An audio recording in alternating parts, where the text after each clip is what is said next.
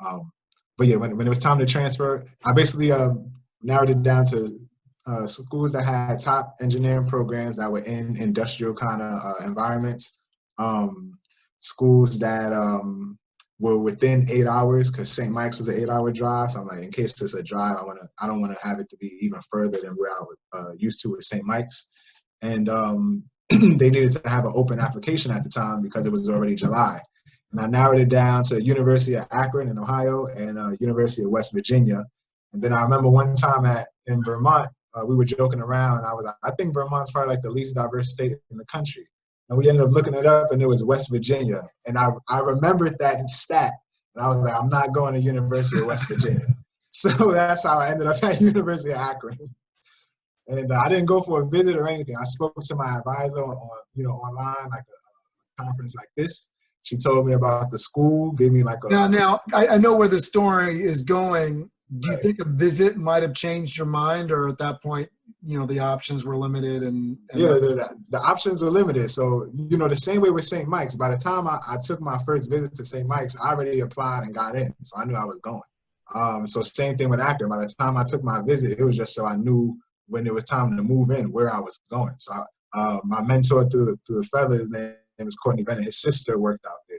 So I stayed with her for like basically the long story short here is you end up at University of Akron. Mm-hmm. Engineering is incredibly challenging. Right. You get into a point where now it's my priority, number one and only priority. Well, you get to a point where your grade point average, the classes, you're not doing well in the classes. And right. To a point where now there's an emergency because they're about to tell you the worst news possible after you've already moved from St. Michael's to University of Akron. They're telling you now you have to go back and repeat classes. And now, oh yeah, so now you're like panicking because your college education has already been extended beyond what you thought it was going to be. It's taken this wild turn where you've gone from Vermont to Ohio, where you never thought you were going to end up when you started your college career.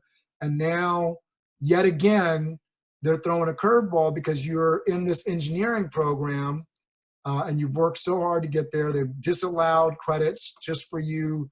You had credits that you built up at University of Vermont and St. Michael's, part of your 3-2 program that didn't work out. You're now at University of Akron. You're now in crisis mode because now you've put time in there and they're telling you you can't finish this program. So you're going to, I forget the lady's name that you mentioned, but you head to this office to try to figure this out. And what does she tell you? Right. So just to clear up that story. So when I got to University of Akron, because I was a transfer student, they put me as a pre-engineering student because they were saying you needed like a 2.5 or a 2.7. Yeah, I think like 2.75 or something like that to technically get into the engineering program. So I was a pre-engineering student.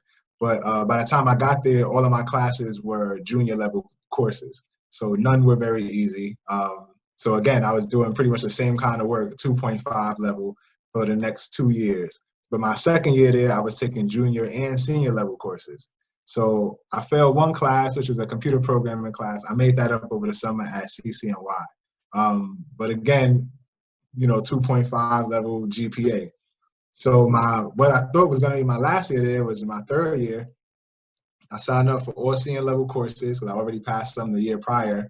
It was probably like a week into classes. I come back from class and I get an email stating that I was technically still a pre-engineering student. My GPA wasn't high enough to get into the actual School of Engineering because it was only a 2.5. And you can't take senior level courses until you are in the engineering program, which was weird to me because I already passed senior level courses the year prior. So at that point, I was completely like in panic. I had no idea what I was gonna do. My roommate sees me. He sees how stressed I am. So he sits with me and we're trying to figure out what I'm gonna do. And one thing I remembered from when I was in high school is when I was applying to engineering programs, there was schools, the good engineering schools had engineering programs and then engineering tech programs. And I wasn't really understanding what the difference was at the time. I just knew I was going to get an electrical engineering program because that's what I needed for design. Electrical engineering tech or any engineering tech is pretty much, you learn the same material, but like your labs and stuff like that are less theory based and more hands-on and logic based. So instead of me doing a lab where, you know, I'm keeping record of how much voltage is in the battery as it's being used in different electronics and seeing which one pulls how much wattage and stuff like that. This for the electrical engineering tech program, they had me you know, I was doing like PLC design, which is like logic design for like those big factory belts that, you know, let's say like where, you know, Coca-Cola, where they pour and cap the bottles, you know, it's a big factory and it just keeps pushing. They taught us how to program those. And then they had like a makeshift one that we would upload the program into and do it by hand and everything. Which is amazing. I think that's really cool. Yeah, it was a tremendous engineering program.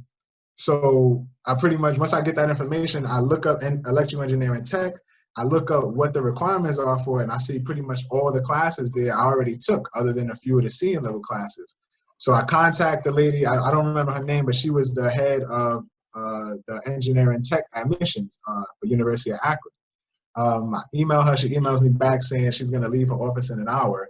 So if I can make it there in an hour, you know, I can come. I get my bag, my transcript, and I run to her office. And like I was one of the few people with no car in Ohio, so I walked the whole city. I walked it all over the place. I sprint to this lady's office. You know, I introduced myself. So you get there in a sweat, panic. Right. I tell her who I am. You know, she wasn't even expecting it to be this giant guy, so she's asking me about basketball, and I'm just like, lady, you have no idea what's going on. So I tell her everything about how I, you know, because she's never heard about me before, so she needed me to tell her how I got to even Akron from St. Mike's, then what was going on at Akron and the position I'm in now. So as I'm talking, she realizes how crazy the story is. She calls whoever she was supposed to meet after and tells them give her an extra hour because she needs to meet with me. I already knew my transcript basically by mind. I didn't know every class, but I knew how many credits I had for each section. So for humanities, you know, science, math, and everything.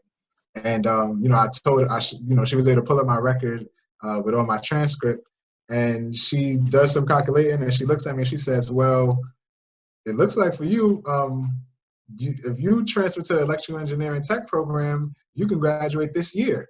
And I'm like, "What? How is that so?" And basically, when I transferred in, the electrical engineering department only took 86 out of the 100 credits I already had from St. Mike's and University of Vermont. Had I transferred to electrical engineering tech, they would have taken all 100, and they would have taken the one, you know, and they took the ones that I took while I was at Akron. So when I was there, I only needed like 14 more credits to take. So I was a part-time student for the rest of the year, and you know, that senior year was real easy for me. So I took the rest of the time, you know, to myself, you know, learning stuff outside of the classroom, you know, doing, you know, Black history research and a bunch of different stuff that I wasn't learning in engineering classes. Business research, investment research, everything. That's amazing. And I think it's really interesting as we get towards graduation here. You get your degree from University of Akron, but I love the story that, you know, you could have maybe had a faster or speedier journey towards graduation, but you didn't know all your options.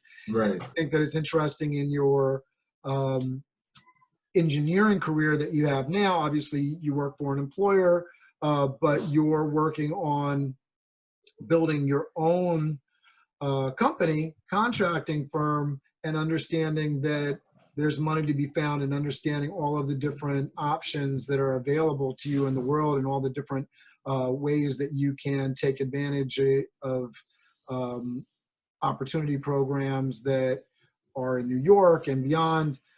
So I love that piece of your story and the lesson to be learned there.